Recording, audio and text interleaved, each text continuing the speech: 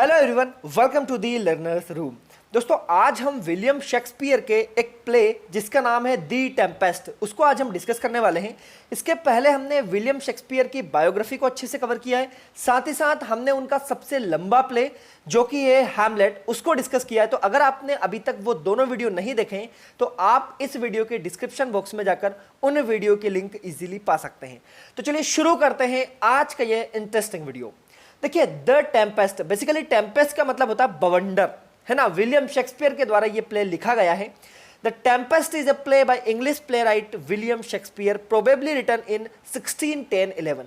देखिए, William Shakespeare के बाकी प्ले के जितने इस प्ले के क्लियर सोर्सेस नहीं मिलते हैं, यानी कि ये कब लिखा गया, कब पब्लिश हुआ, लेकिन हाँ जनरली ये माना जाता है कि 1610-11 में इस प्ले को लिखा गया है। ये जो प्ले है ये फुल ऑफ जादू टोना है, यानी कि इसमें आपको पूरा का पूरा जादू देखने के लिए मिलेगा। प्रोस्पेरो एक कैरेक्टर आता है, एरियल एक कैरेक्टर आता है। तो जैसा कि हम विलियम शेक्सपियर के पिछले प्ले को डिस्कस करते हुए आए हैं, उसी सीक्वेंस में सबसे पहले इस प्ले के हम कैरेक्टर्स को डिस्कस करेंगे, उसके बाद में हम डिस्कस करेंगे इस प्ले की समरी को। मैं आपको बता दूं कि इंग्लिश लिटरेचर के नोट्स एमपीटेड ग्रेड 1 के लिए अवेलेबल है मात्र 299 रुपए में। तो देर मत कीजिए, अगर आप व्यवस्थित तरीके से प्रॉपर नोट्स के साथ तैयारी करना चाहते हैं, वर्ग 1 की अगर आप टीचर बनना चाहते हैं, आपका सपना है इसी साल शिक्षक बनने का, तो आप हमारी ये इंग्लिश लिटरेचर के नोट्स परचेस कर सकते हैं। ज़्यादा जानकारी के लिए आप स्क्रीन पर दिए गए इन नंबर पर कॉन्टैक्ट कर सकते हैं। चलिए, तो हम शुरू करते हैं दी टेम्पेस्ट को। देखिए, विलियम शेक्सपियर का ये लास्ट प्ले माना जाता है। ऐसा माना जाता है कि शेक्सपियर ने अकेले इस प्ले को सबसे लास्ट में लिखा था। इसको 1611 में कंपोज किया गया और 1610 में इसको लिखा गया। देखिए, इस प्ले के कुछ सोर्सेज भी है, यानी कि ये प्ले कब लिखा गया, कब पब्लिश हुआ, इसके सोर्सेज क्या है।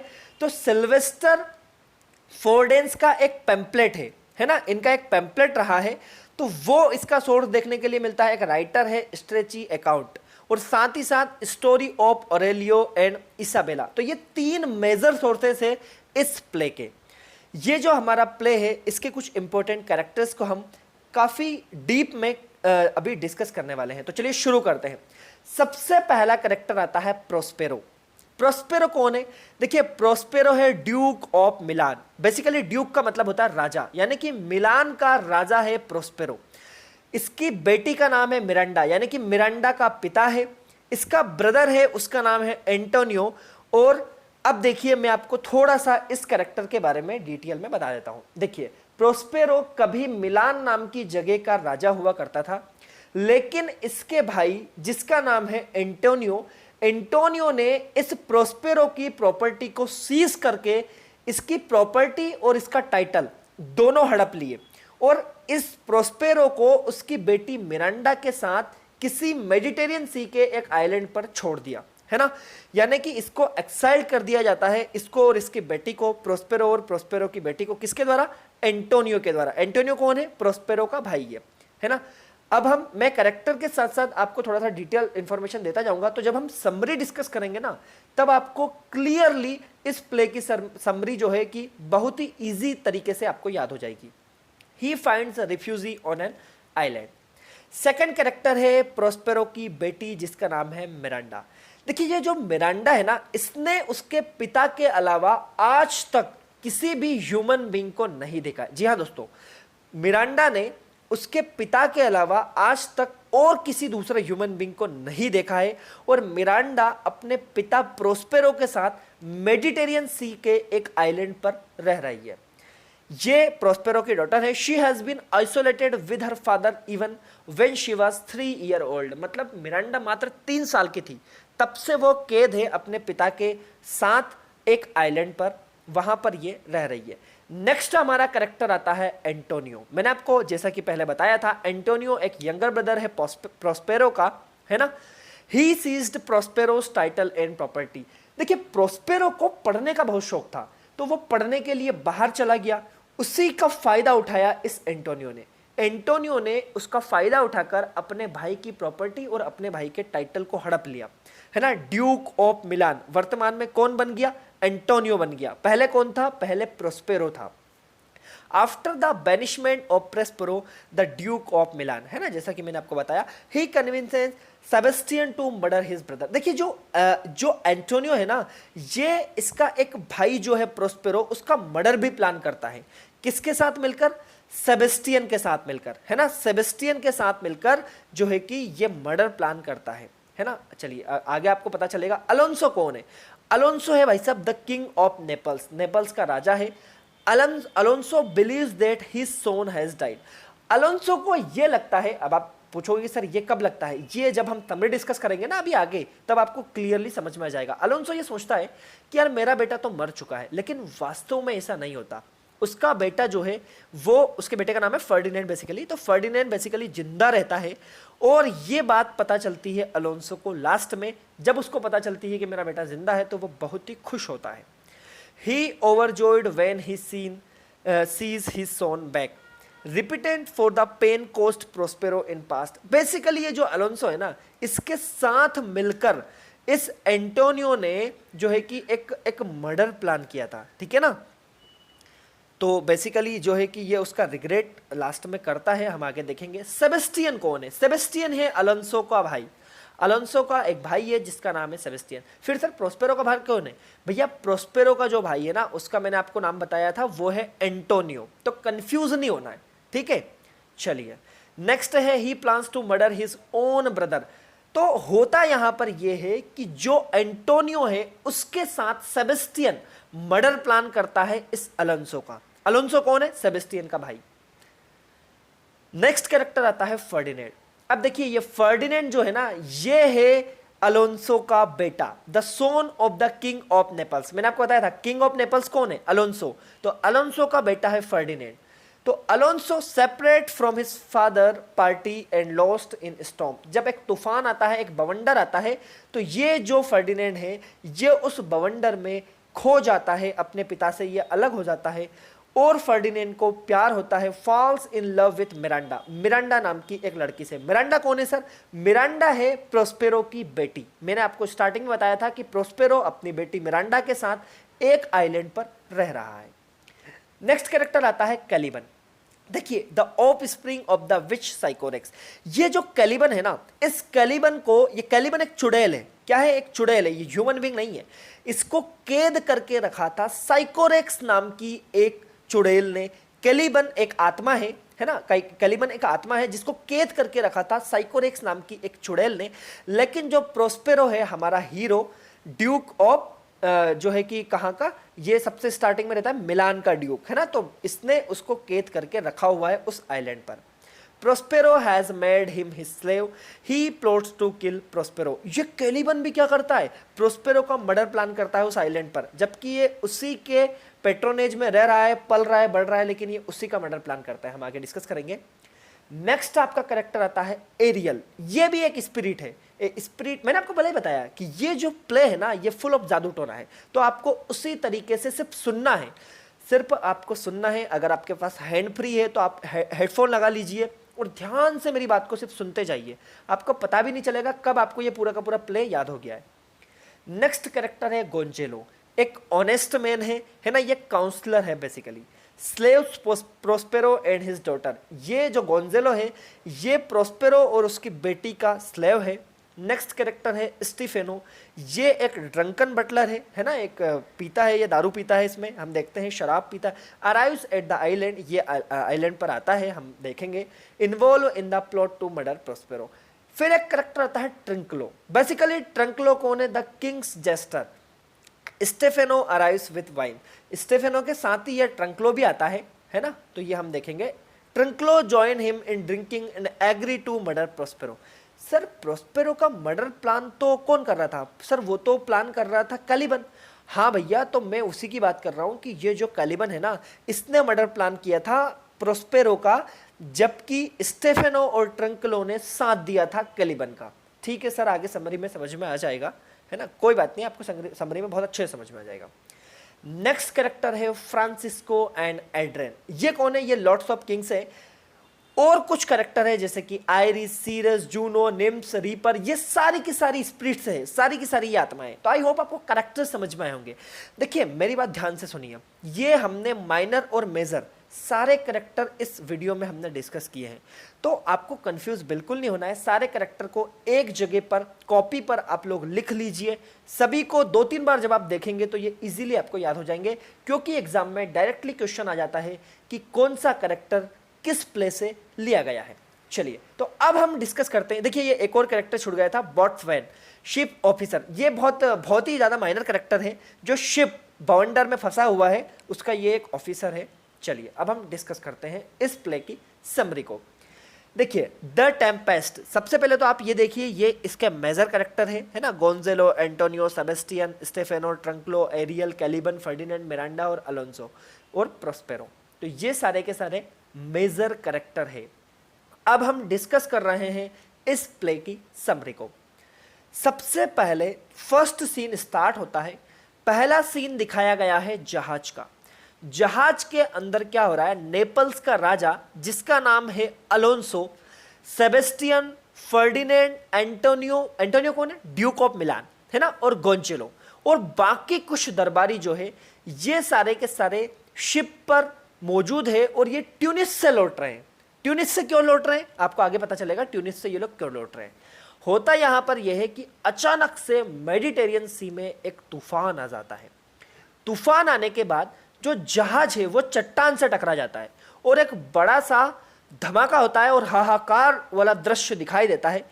सभी यात्री अपना जीवन बचाने के लिए जहाज पर इधर उधर दौड़ रहे हैं, है ना, सभी लोग एक दूसरे को इधर उधर दौड़ते दिखाई दे रहे हैं। ये जो सीन है ना, ये प्रोस्पेरो की कोठरी में दिखाया गया है। प्रोस्पेरो ये सीन अपनी बेटी मिरांडा को दिखा रहा है, तो ये सीन देखकर मिरांडा दुखी होती है। लेकिन प्रोस्पेरो कहता है कि तुम ये जो सीन देख रही हो ना, ये सारा का सारा सीन मैंने अपने जादू से क्रिएट किया है। मतलब प्रोस्पेरो के पास जादू है, इसके पास में कुछ मैजिकल पावर्स है। तो प्रोस्पेरो अपनी बेटी मिरांडा को समझाता है कि ये रियल नहीं है, इसमें कोई भी व्यक्ति मरा नहीं है ना, किसी को भी मैंने हानि नहीं पहुंचाई है, तो तुम इसको रियल मत समझो, ये मैंने अपने जादू से सीन क्रिएट किया है। प्रोस्पेरो अपनी बेटी मिरांडा को बताता है कि अध्ययन में बिजी होने के कारण, यानी कि मुझे पढ़ाई का बहुत शौक था और जब मैं पढ़ाई में बिजी था तो मैंने अपना राज्य अपने छोटे भाई एंटोनियो के दे दिया, लेकिन एंटोनियो ने मुझे राज्य से बाहर कर दिया और मुझे जो है कि तुम्हारे साथ इस आइलैंड पर धकेल दिया, मरने के लिए मुझे यहां पर छोड़ दिया। देखिए इस कहानी को सुनाने के बाद मिरांडा पर जादू का प्रभाव हो जाता है और वो सो जाती है। तो पहला सीन ये दिखाई देता है। आई होप कि आपको समझ में आ रही होगी मैं क्या कह रहा हूं, आपको बस सुनना है, ठीक है। अगर समझ में नहीं भी आ रहा है तो भी आपको सुनना है, लास्ट तक आपको सारी पिक्चर क्लियर हो जाएगी। अब देखिए एरियल आता है।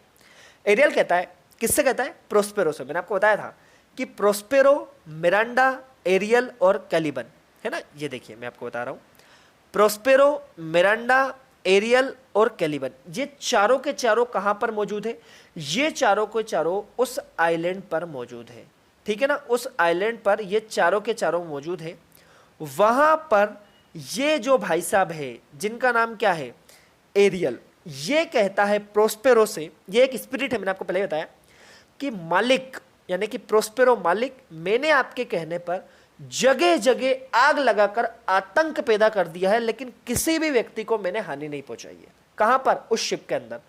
और मैंने फर्डिनेंड को एक टापू पर सुरक्षित उतार दिया है। यानी कि होता यहां पर यह है कि ये जो एरियल है ना, इस एरियल से ये सब करवाने के लिए प्रोस्पेरो ने कहा था।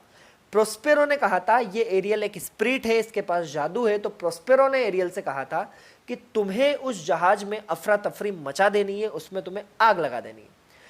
देखिए एरियल जो है उसने ये सब कर दिया। फिर एरियल प्रोस्पेरो को बता रहा है कि वो किस तरह से उस टापू पर साइकोरेक्स की सेवा करता था और साइकोरेक्स ने उस टापू पर अपने बेटे कैलिबन को जन्म दिया। होता बेसिकली यहां पर यह है कि जो एरियल है ना, पहले ये साइकोरेक्स के चंगुल में कैद था। साइकोरेक्स मैंने आपको बताया एक चुड़ैल है जिसने एरियल को कैद करके रखा था। प्रोस्पेरो ने इस एरियल को आजाद करवाया है। ये जो कैलिबन है ना, ये साइकोरेक्स का बेटा है। कौन है, बेटा। तो साइकोरेक्स ने एरियल को एक खोखले तने के अंदर बंद करके रखा था। जब वो उसका कहना नहीं मानता था तो उसको खोखले तने के अंदर वो बंद कर देती थी, ठीक है। प्रोस्पेरो ने उस निर्जन द्वीप से अपने जादू से एरियल को वहां से छुड़वा लिया। लेकिन जब एरियल प्रोस्पेरो का कहना नहीं मानता है, तब प्रोस्पेरो उससे कहता है कि तेरे ऊपर फिर से वही दुर्भाग्य आ पड़ेगा जैसा साइकोरेक्स ने किया था, इसलिए तू मेरा कहना माना कर। यानी कि प्रोस्पेरो एरियल को डांट रहा है कि तू मेरा कहना माना कर, अदरवाइज तू जो है फिर से साइकोरेक्स के चंगुल में मैं तेरे को भेज दूंगा और तेरे को वही सहना पड़ेगा जो अभी तक तू सहता आ रहा था। देखिए ये पूरा का पूरा सीन चल रहा है, तभी मिरांडा जाग जाती है ना। वो अपने पिता प्रोस्पेरो के साथ कैलिबन को देखने के लिए जाती है। अब मैंने आपको बताया कैलिबन साइकोरेक्स का बेटा है, वो भी उसी आइलैंड पर रह रहा है। ये जो कैलिबन है ना, इसने इस मिरांडा के साथ ज्यादती की थी, यानी कि जबरदस्ती करने की कोशिश की थी। दोस्तों मैं आपको बता दूं कि मिरांडा ने आज तक किसी भी इंसान ह्यूमन बीइंग को नहीं देखा है अपने पिता के अलावा, लेकिन जब ये कैलिबन इसके साथ जबरदस्ती करता है तो मिरांडा जो है कैलिबन से नफरत करने लगती है ना। तो एक्चुअल में कैलिबन को प्रोस्पेरो ने अपनी कोठरी में जगह दे रखी थी, लेकिन जब उसने मिरांडा को सेड्यूस करने का प्रयास किया तो प्रोस्पेरो ने इस कैलिबन को भगा दिया। आगे सभी को समझ में? तो कैलिबन जो है अब चिढ़ा हुआ है इस प्रोस्पेरो से, क्योंकि कैलिबन को किसने भगा दिया? प्रोस्पेरो ने। क्यों भगा दिया? क्योंकि प्रोस्पेरो की बेटी मिरांडा के साथ इस कैलिबन ने जबरदस्ती करने की कोशिश की थी। दोस्तों कहानी आगे बढ़ती है। कहानी में हो यह रहा है कि उस तरफ जहाज जो है उसके सारे लोग एक आइलैंड पर सुरक्षित उतार दिए जाते हैं। वहां पर दोस्तों होता यह है कि उस जहाज के सभी लोग वहां पर बिखरे पड़े हैं, सभी लोग बेहोश हैं। एरियल आता है और उन लोगों में से फर्डिनेंड को वहां से उठाकर एक दूसरे आइलैंड पर ले जाता है। आगे सभी को बात समझ में? क्यों ले जाता है? क्योंकि जो प्रोस्पेरो है वो फर्डिनेंड को अपना स्लेव बनाना चाहता है, अपना गुलाम बनाना चाहता है। ठीक है, कहानी आगे बढ़ती है। दूसरी तरफ का सीन दिखाया जाता है। अलोंसो और ऑल डरे हुए हैं समुद्र किनारे। ये सब लोग सेफ तो है, लेकिन ये सब लोग डरे हुए हैं। कौन कौन? एंटोनियो, अलोंसो, सेबेस्टियन, ये सब लोग डरे हुए हैं। अब होता यहां पर यह है कि एरियल इन सब लोगों के पास में आता है। अब एरियल ने क्या करा? फर्डिनेंड को तो एक अलग जगह पर रख दिया। एरियल आता है इन सब लोगों के पास में, अलोंसो, एंटोनियो, सेबेस्टियन के पास में, और सभी को म्यूजिक सुनाने लगता है। सभी को एक म्यूजिक सुनाने लगता है जिससे सब लोग सो जाते हैं। आगे सभी को बात समझ में? अब सब लोग जब सो जाते हैं ना, तो उस सोते टाइम में एरियल जो है ये क्या देखता है? एरियल देखता है कि कुछ लोग मिलकर अलोंसो का मर्डर प्लान कर रहे हैं। कौन? ये सेबेस्टियन। ये जो सेबेस्टियन है ना, सेबेस्टियन कौन है? अलोंसो का भाई। ये मर्डर प्लान कर रहा है एंटोनियो के साथ इस अलोंसो का। होता यहां पर यह है कि एरियल ने क्योंकि सबको सुला दिया था, लेकिन एरियल को जैसे ये बात पता लगती है, एरियल अलोंसो को जगा देता है। दूसरे हिस्से में दोस्तों क्या हो रहा है कि कैलिबन जो है, अब देखिए ये कहानी अभी तक जो चल रही थी ना, ये इन लोगों की कहानी चल रही थी एक टापू के अंदर। आगे सभी को बात समझ में? दूसरे हिस्सों में क्या होता है? दूसरे हिस्सों में दोस्तों ये जो कैलिबन है, मैंने आपको बताया था, ये कैलिबन जो है ये दो लोगों से मिलता है। दो लोग कौन कौन?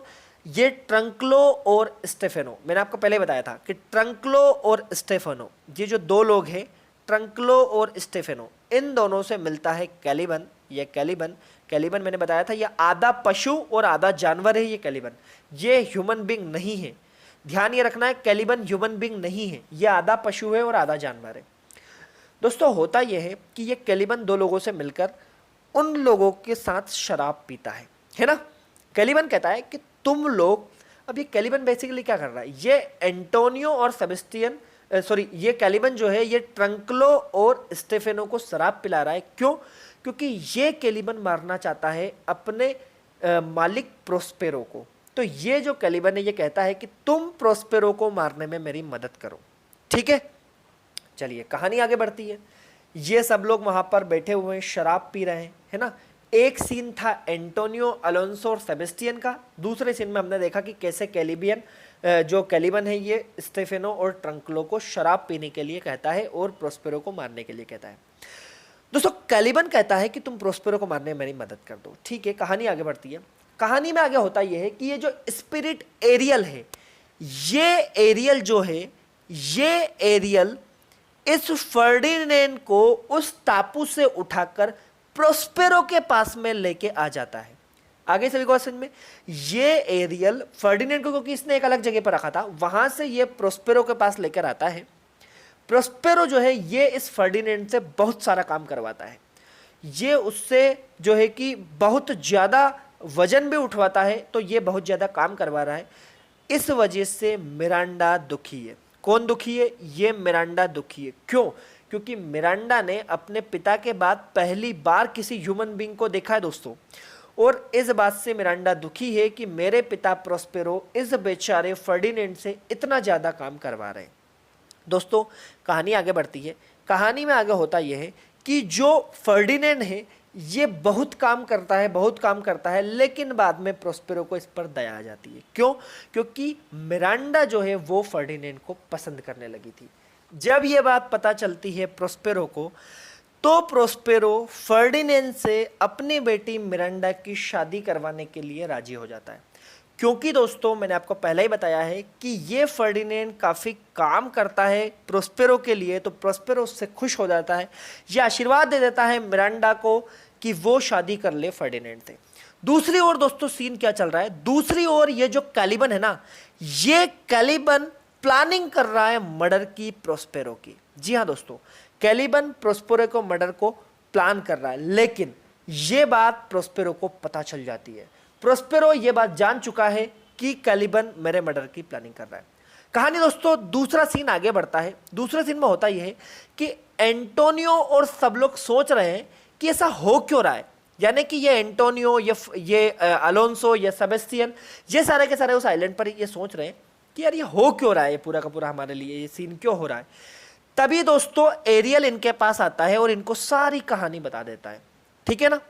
अब सारी कहानी इसने सुना दी कि जो है कि तुमने अपने भाई प्रोस्पेरो के साथ बुरा किया था, है ना, तो ये सारी कहानी पूरी बता देता है। तो इसीलिए प्रोस्पेरो जो है वो जादू से तुमसे बदला लेना चाहता है वगैरह वगैरह। कहानी दोस्तों आगे बढ़ती है। कहानी में लास्ट सीन दिखाया जाता है। लास्ट सीन में एंटोनियो, अलोंसो और सेबेस्टियन ये सारे लोग जाते हैं। ये इन सभी लोगों को ले जाया जाता है प्रोस्पेरो के पास में। दोस्तों प्रोस्पेरो के पास में इन सभी लोगों को ले जाया जाता है। वहां पर क्या होता है, ये जो बंदा है कौन, अलोंसो, ड्यूक ऑफ नेपल्स, ये अपने बेटे फर्डिनेंड को वहां पर देख लेता है। फर्डिनेंड को ये देख लेता है और फर्डिनेंड को देखकर ये बहुत ही खुश होता है। यानी कि अलोंसो फर्डिनेंड को देखकर बहुत खुश होता है। अलोंसो अभी तक ये समझ रहा था कि मेरे बेटा मर चुका है उस तूफान के अंदर, लेकिन फर्डिनेंड एक्चुअल में मरा नहीं था। फर्डिनेंड को इस एरियल स्पिरिट ने एक अलग आइलैंड पर रखा था और वहाँ पर जो है कि वहाँ से इस फर्डिनेंड को प्रोस्पेरो के पास में पहले ही ले जाया जा चुका था। तो ये कहानी में लास्ट सीन में दिखाया जाता है। अब दोस्तों लास्ट सीन में ये सभी लोग प्रोस्पेरो के पास जब पहुँचती है तो एरियल इनको ले जाता है वहाँ पर। प्रोस्पेरो बहुत ही काइंड हार्ट पर्सन है। प्रोस्पेरो सभी को माफ कर देता है। जी हाँ दोस्तों, यानी कि जो प्रोस्पेरो है इसके साथ इस एंटोनियो ने बुरा करा, इसके साथ इस सेबेस्टियन ने बुरा करा, लेकिन इन दोनों के साथ साथ ये सभी लोगों को माफ कर देता है। कैलिबन को भी ये माफ कर देता है और लास्ट में in the end Prospero Duke बन जाता है फिर से मिलान का। तो ये था दोस्तों हमारा छोटा सा एक प्ले जिसका नाम है टेम्पेस्ट। अलोंसो जो है एक्सेप्ट कर लेता है फर्डिनेंड और मिरांडा की मैरिज को, और इस तरीके से दोस्तों ये कहानी का एंड होता है। कहानी के एंड में ये जो प्रोस्पेरो है ये इस एरियल स्पिरिट को फ्री भी कर देता है, क्योंकि ये एरियल चाहता है कि मैं तुम्हारे चंगुल से भी छूट जाऊं। तो ये साइकोरेक्स के चंगुल से तो पहले इसको छुड़ा लिया था इस प्रोस्पेरो ने, अब एरियल इस प्रोस्पेरो के यहाँ से भी छूट जाता है और इस तरीके से इस कहानी की हो जाती है हैप्पी एंडिंग। तो आई होप आपको इस प्ले की समरी समझ में आई होगी। अगर आपको इससे रिलेटेड कुछ भी डाउट है तो प्लीज़ कमेंट सेक्शन में मुझे ज़रूर बताइए। मैं एक बार फिर आपको बता दूं कि अगर आप एमपी ग्रेड 1 की तैयारी कर रहे हैं इंग्लिश लिटरेचर सब्जेक्ट से, तो ये हमारे नोट्स आपको मिल जाएंगे सिर्फ 299 में। अधिक जानकारी के लिए आप स्क्रीन पर दिए गए इन नंबर पर संपर्क कर सकते हैं।